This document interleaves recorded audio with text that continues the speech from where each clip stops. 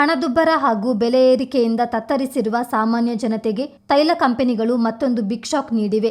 March 7ರಿಂದ LPG ಗೃಹ ಬಳಕೆಯ ಮತ್ತು ವಾಣಿಜ್ಯ ಬಳಕೆಯ ಸಿಲಿಂಡರ್ ಬೆಲೆಯಲ್ಲಿ ಭಾರೀ ಏರಿಕೆಯಾಗಿದೆ. ಇದು ನೇರವಾಗಿ ಇಸ್ರೇಲ್ ಮತ್ತು ಇರಾನ್ ನಡುವಿನ ಯುದ್ಧದ ಎಫೆಕ್ಟ್ ಆಗಿದೆ.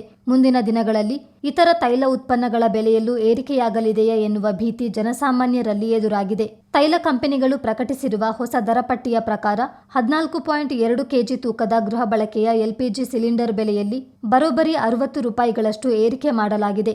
ಅದೇ ರೀತಿ ಹೋಟೆಲ್, ರೆಸ್ಟೋರೆಂಟ್ ಮತ್ತು ಇತರ ವಾಣಿಜ್ಯ ಉದ್ದೇಶಗಳಿಗೆ ಬಳಸಲಾಗುವ 19 ಕೆಜಿ ತೂಕದ ವಾಣಿಜ್ಯ ಬಳಕೆಯ ಸಿಲಿಂಡರ್ ದರದಲ್ಲಿ 115 ರೂಪಾಯಿಗಳಷ್ಟು ದಿಢೀರ್ ಹೆಚ್ಚಳ ಮಾಡಲಾಗಿದೆ.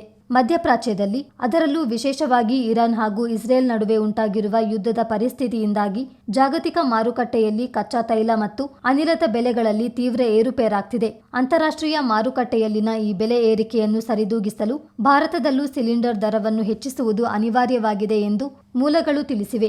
ಈ ಹಿಂದೆ ಕಳೆದ 2025ರ ಏಪ್ರಿಲ್ ತಿಂಗಳಲ್ಲಿ ಕೊನೆಯ ಬಾರಿಗೆ ಗೃಹ ಬಳಕೆಯ ಸಿಲಿಂಡರ್ ದರವನ್ನು 50 ರೂಪಾಯಿಗಳಷ್ಟು ಏರಿಕೆ ಮಾಡಲಾಗಿತ್ತು. ಅದಾದ ಬಳಿಕ ಸ್ಥಿರವಾಗಿದ್ದ ದರ ಇದೀಗ ದಿಢೀರನೆ ಮತ್ತೆ ಏರಿಕೆಯ ಬರೆ ಎಳೆದಿದೆ. ಸಾಮಾನ್ಯ ಗ್ರಾಹಕರಿಗೆ ಬೆಲೆ ಏರಿಕೆಯ ಶಾಕ್ ನೀಡಿದ್ದರೂ ಕೇಂದ್ರ ಸರ್ಕಾರದ ಮಹತ್ವಾಕಾಂಕ್ಷಿ ಪ್ರಧಾನಮಂತ್ರಿ ಉಜ್ವಲ ಯೋಜನೆಯ ಫಲಾನುಭವಿಗಳಿಗೆ ಕೊಂಚ ನಿರಾಳತೆ ಸಿಕ್ಕಿದೆ. ಈ ಹಿಂದಿನಂತೆಯೇ ಈಗಲೂ ಉಜ್ವಲ ಯೋಜನೆಯ ಫಲಾನುಭವಿಗಳಿಗೆ 300 ರೂಪಾಯಿಗಳ ಸಬ್ಸಿಡಿ ದರದಲ್ಲಿ ಸಿಲಿಂಡರ್ ಲಭ್ಯವಾಗಲಿದೆ ಎಂದು ಸ್ಪಷ್ಟಪಡಿಸಲಾಗಿದೆ. ಚಿತ್ತಾರ ನ್ಯೂಸ್, ಮಡಿಕೇರಿ.